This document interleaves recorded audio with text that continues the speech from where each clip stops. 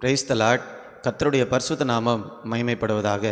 இன்றைய தியானம் ஏசாயா 47ஆம் அதிகாரத்திலிருந்து 49ஆம் அதிகாரம் வரை. இந்த நாள் தியானத்திற்கான தலைப்பு உருவாக்கும் தேவன். நம்முடைய தேவனை குறித்து நாம் பார்க்கும்போது அவர் முதலாவதாக எப்படி அவரை வெளிப்படுத்தியிருக்கிறார் என்றால் சிருஷ்டிக்கும் தேவனாக, கிரியேட்டர் காட். ஆதியாகமம் முதல் 2 புஸ்தகங்களை நாம் படிக்கும்போது அவர் இந்த பூமியை உண்டாக்கினார், சிருஷ்டித்தார். இந்த சுபாவத்தை தான் ஆண்டவர் நமக்கு வேதத்தினுள்ள முதல் புஸ்தகத்தில் முதல் வரிகளிலிருந்து ஆண்டவர் வெளிப்படுத்தியிருக்கிறார். நிறைய நேரத்தில் நாம் நினைக்கிறோம் ஆண்டவருடைய சிருஷ்டிப்பின் கிரியைகள் ஆதியாகமம் 2ஓடு முடிந்து போயிட்டு என்று. அப்படி அல்ல. ஆண்டவர் தன்னுடைய சிருஷ்டிப்பின் வேலைகளை செய்து கொண்டேதான் இருக்கிறார். இந்த பூமியில் இன்றைக்கும் ஆண்டவர் புதிய புதிய காரியங்களை செய்து கொண்டேதான் இருக்கிறார். ஒரு வசனத்தை நாம் வாசிக்கலாம். ஏசாயா 48ஆம் அதிகாரம் 7ஆம் வசனம் மற்றும் 8ஆம் வசனத்தை நாம் பார்க்கலாம். 6ஆம் வசனத்தினுடைய பின்பகுதியில் நம்ம பார்க்கிறோம், இது முதல் புதியவைகளை உனக்கு நான் தெரிவிக்கிறேன் என்று ஆண்டவர் சொல்லிட்டு 7ஆம் வசனத்தில் சொல்லுகிறார், அவைகள் ஆதி முதற்கொண்டு அல்ல, இப்பொழுதே உண்டாக்கப்பட்டன. இதோ அவைகளை அறிவேன் என்று நீ சொல்லாதபடிக்கு இந்நாட்களுக்கு முன்னே நீ அவைகளை கேள்விப்படவில்லை, நீ கேள்விப்படவும் இல்லை, அறியவும் இல்லை. இந்த இடத்துல ஆண்டவர் ஒரு காரியத்தை மிக தெளிவாக சொல்லுகிறார். நான் செய்து கொண்டிருக்கக்கூடிய அல்லது செய்கிற காரியத்தை நீ ஆதி முதற்கொண்டு கேள்விப்படவே இல்லை. ஏனென்றால் இந்த காரியங்கள் ஏற்கனவே இந்த பூமியில் காணப்படவில்லை, இப்பொழுதே உண்டாக்கப்பட்டன. இந்த நாட்களில் தான் அந்த காரியங்களை நான் உண்டாக்கி இருக்கிறேன். அப்போ இதற்கு முன்னால் இது இருந்தது என்று உனக்கு சொல்லிக் கொடுப்பதற்கும் யாரும் இல்லை. அவைகளை அறிவேன் என்று நீ சொல்லாதபடிக்கு இந்நாட்களுக்கு முன்னே நீ அவைகளை கேள்விப்படவும் இல்லை. அப்போ ஒரு காரியம் இந்த பூமியில் தோன்றவில்லை என்றால் அதை நான் ஏற்கனவே கேள்விப்பட்டிருக்கேன்னு நம்ம சொல்ல முடியுமா? ஒரு சில நேரத்தில் நம்ம மற்றவங்களோட பேசும்போது ஏதோ ஒரு காரியத்தை புதுசாக நம்ம கண்டுபிடிச்சிட்டோம் அப்படின்னு சொல்லிட்டு மற்றவங்களோட பேசுவோம். அவங்க சொல்லுவாங்க, இதுவா, இது எனக்கு ஏற்கனவே தெரியுமே அப்படின்னு சொல்லிட்டு. அதான் ஆண்டவர் சொல்கிறாரு, நான் இப்போ உருவாக்கி கொண்டிருக்கக்கூடிய காரியங்களை, இப்போ நான் செய்து கொண்டிருக்கக்கூடிய காரியங்களை உன்னால் சொல்ல முடியாது. இதை நான் ஏற்கனவே கேள்விப்பட்டிருக்கிறேன் என்று உன்னால் சொல்ல முடியாது. ஏனென்றால் இது புதிய காரியங்கள்.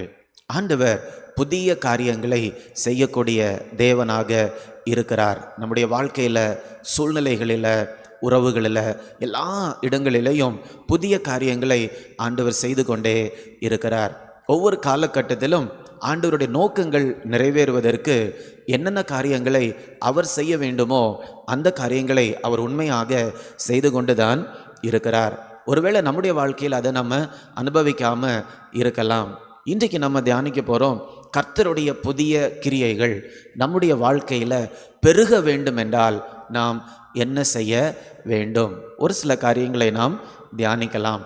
முதலாவதாக, ஆண்டவருடைய கிரியைகள் நம்முடைய வாழ்க்கையில் பெருக வேண்டும் என்றால் நம்முடைய திட்டத்தை ஒழித்து விட வேண்டும். நம்முடைய நோக்கங்கள் எல்லாம் நம்முடைய சுய திட்டத்தை நிறைவேற்ற வேண்டும் அல்லது சுய முன்னேற்றத்திற்காக மட்டும் நம்ம பிரயாசப்படும் போது ஆண்டவருடைய கிரியைகளை, ஆண்டவருடைய சிருஷ்டிப்பின் அல்லது புதிய கிரியைகளை நம்முடைய வாழ்க்கையில் என்ன பண்ண முடியாது? பார்க்கவே முடியாது. ஏனென்றால் ஆண்டவர் சொல்லியிருக்கிறார், என்னுடைய மகிமையை நான் வேறொருவனுக்கும் கொடுக்க மாட்டேன். அப்போ ஆண்டவருடைய மகிமையை, ஆண்டவருடைய சிருஷ்டிப்பின் வல்லமையை ஆண்டவர் எதற்கு வெளிப்படுத்துகிறார் என்றால் அவருடைய திட்டத்தை முன்னேற்றுவதற்கு மட்டும்தான் அவர் பயன்படுத்துகிறார். இப்போ நம்முடைய வாழ்க்கையில் நம்முடைய திட்டங்களை நாம் ஒழித்து விடும்போது தான் ஆண்டவருடைய கிரியை நம்முடைய வாழ்க்கையில் பார்க்க முடியும். இரண்டாவதாக, ஆண்டவருடைய கிரியையை நம்முடைய வாழ்க்கையில் அதிகமாக பார்க்க வேண்டும் என்றால் நாம் அதற்காக ஜெபிக்க வேண்டும். புதிய கிரியைகளுக்காக நாம் ஜெபிக்க வேண்டும். மார்க் எழுதின சுவிசேஷம் 11ஆம் அதிகாரம் 24ஆம் வசனத்தில் நம்ம பார்க்கும்போது, ஆதலால் நீங்கள் ஜெபம் பண்ணும் பொழுது எவைகளை கேட்டுக்கொள்வீர்களோ அவைகளை பெற்றுக்கொள்வோம் என்று விசுவாசியுங்கள், அப்பொழுது அவைகள் உங்களுக்கு உண்டாகும்.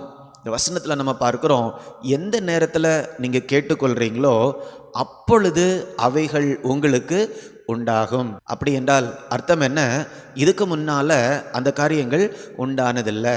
இந்த ஜெபத்தின் விளைவாக தான் ஆண்டவர் இந்த காரியத்தை உண்டாக்க போகிறார். அப்பொழுது அவைகள் உங்களுக்கு உண்டாகும். எப்பொழுது? நாம் ஜெபித்த பிறகு. அப்போ இந்த வார்த்தை ஜெபத்தினுடைய பங்கை நமக்கு காண்பிக்கிறது.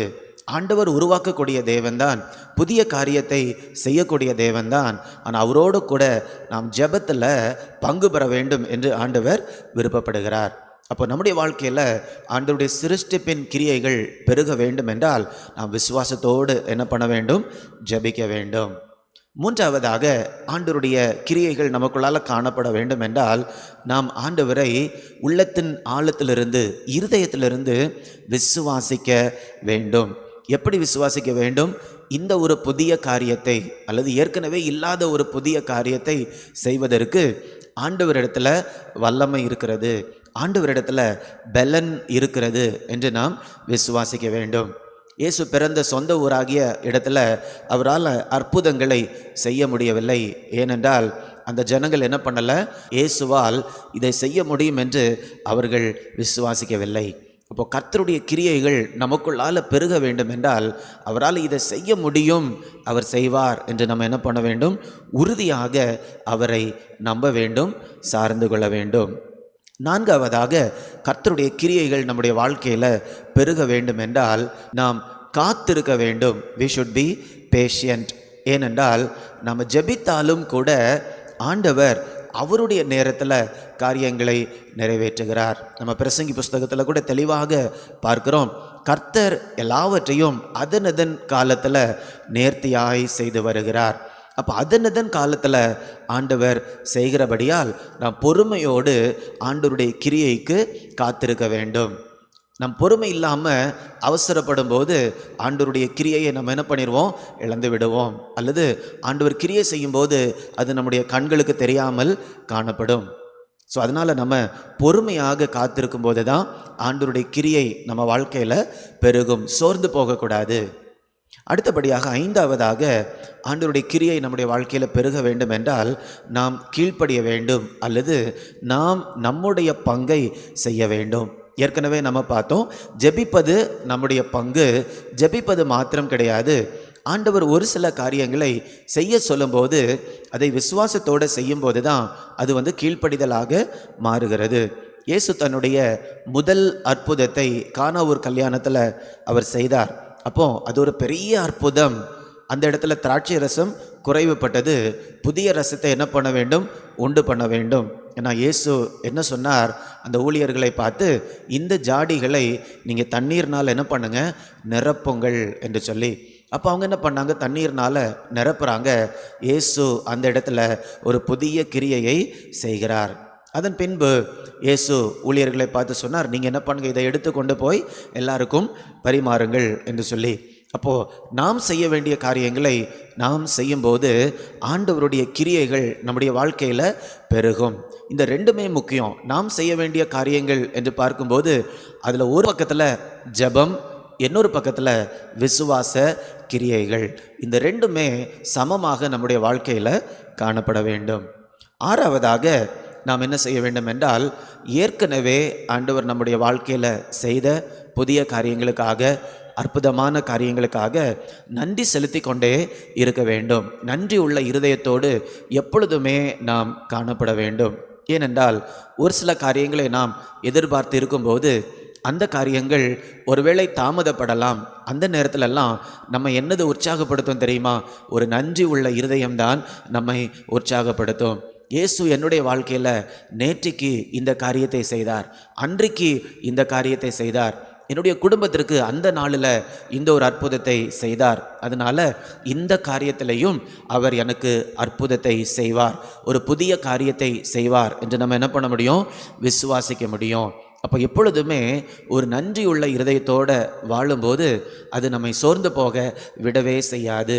இயேசுவுடைய அன்பான இருதயத்தோடு நம்முடைய இருதயம் எப்பொழுதுமே இணைந்தே காணப்படும். ஏழாவதாக, நம்ம ஆண்டவருடைய கிரியையை நாம் பார்க்க வேண்டும் என்றால் நாம் ஃப்ளெக்சிபிளாக இருக்க வேண்டும். அப்படி என்றால் ஒருவேளை ஆண்டவர் நம்மை ஒரு புதிய பாதையில், இதுவரைக்கும் நம்ம அறியப்படாத ஒரு பாதையில் ஆண்டவர் நடத்தினாலும் கூட விசுவாசத்தோடு நம்ம அவரை பின்பற்றும் போது தான் ஆண்டவருடைய புதிய கிரியைகளை நம்மால் என்ன பண்ண முடியும், பார்க்க முடியும். எனக்கு ஏற்கனவே நம்ம பார்த்துட்டோம், அவர் உருவாக்கக்கூடிய தேவன். அப்படி என்றால் இதற்கு முன்னால் அந்த காரியங்களை நம்ம வாழ்க்கையில் என்ன பண்ணதில்லை, நம்ம பார்த்ததே இல்லை. அப்போ ஆண்டவர் ஒரு புதிய காரியத்தை செய்யும்போது நமக்கு தெரியாத ஒரு காரியத்தை ஆண்டவர் செய்ய சொல்லுவார், அல்லது நமக்கு தெரியாத ஒரு பாதையில் ஆண்டவர் நம்மை கொண்டு போவார். அந்த நேரத்தில் ஐயோ, இந்த பாதையில் நான் இதுக்கு முன்னால் வந்ததில்லையே, இந்த வழி புதிதாக இருக்கிறதே, எனக்கு பயமாக இருக்குது என்று நம்ம பின்னால் போயிட்டோன்னா நம்மால் என்ன பண்ண முடியாது, ஆண்டவர் நம்ம வாழ்க்கையில் செய்ய நினைத்த காரியங்களை நம்மால் பார்க்க முடியாது. அப்போ இந்த 7 காரியங்களை இன்றைக்கு நாம் பார்த்துருக்கிறோம். இந்த 7 காரியங்களையும் வேதத்தின் அடிப்படையில் நாம் பார்த்துருக்கிறோம். இந்த 7 காரியங்களையும் நாம் நம்முடைய வாழ்க்கையில் விசுவாசத்தோடு பின்பற்றும் போது கண்டிப்பாக இந்த உருவாக்கக்கூடிய தேவன் நம்முடைய தலைமுறையில் அவருடைய நோக்கங்கள் என்ன வைத்திருக்கிறாரோ அதற்கு தேவையான காரியங்களை எல்லாம் நம்முடைய வாழ்க்கையின் மூலமாக அல்லது நம்முடைய வாழ்க்கை சூழல்களில் அவர் உருவாக்குவார். அது நம்முடைய கண்களுக்கு ஆச்சரியமானதாக காணப்படும். அந்த ஒரு ஆச்சரியத்தோடும் அந்த ஒரு பிரமிப்புடனும் தான் நாம் ஆண்டவரை பின்பற்ற வேண்டும் என்று ஆண்டவர் விரும்புகிறார். உங்களுடைய வாழ்க்கையில் நீங்கள் எந்த காரியத்தை எதிர்பார்த்து கொண்டிருக்கிறீர்கள்? கர்த்தருடைய கிரியை எப்படி வெளிப்பட வேண்டும் என்று எதிர்பார்த்து கொண்டிருக்கிறீர்கள்?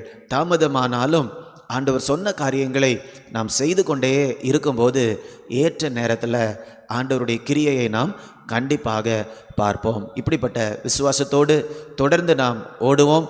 நமக்கு நியமிக்கப்பட்டிருக்கக்கூடிய பாதையில் நாம் தொடர்ந்து ஓடுவோம். கர்த்தர் அவர் சொன்னபடி காரியங்களை நிறைவேற்றுவாராக. நாம் ஜெபிக்கலாமா? அன்பின் பரலோக பிதாவே, இந்த நல்ல நாளுக்காக உமக்கு நன்றி அப்பா. நீர் சிருஷ்டிப்பின் தேவனாக இருக்கிறீர், புதிதாக உருவாக்கக்கூடிய தேவனாக இருக்கிறீர் அப்பா. நீர் உருவாக்கக்கூடிய தேவனாக இன்றைக்கும் இருக்கிறீர் என்று நாங்கள் விசுவாசிக்கிறோம். எங்களுடைய வாழ்க்கையில் என்னென்ன காரியங்களுக்காக நாங்கள் காத்து கொண்டு இருக்கிறோமோ நீங்கள் அந்த பகுதிகளில் புதிய காரியங்களை உம்மால் செய்ய முடியும் என்று நாங்கள் விசுவாசிக்கிறோம் அப்பா.